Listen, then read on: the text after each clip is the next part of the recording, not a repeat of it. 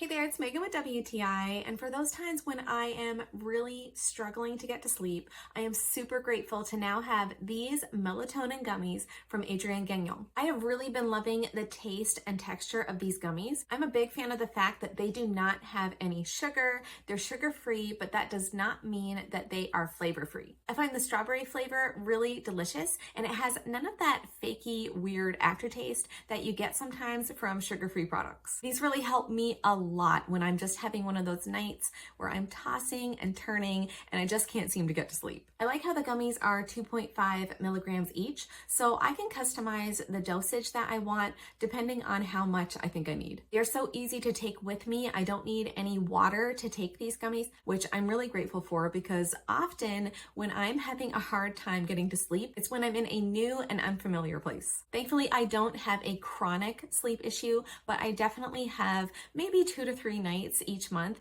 that I have trouble falling asleep. So these gummies will come in handy for those times. I think I found the tastiest way to aid my sleep without the added sugar, and that's with these Adrien Gagnon Melatonin Gummies. But that's just my point of view.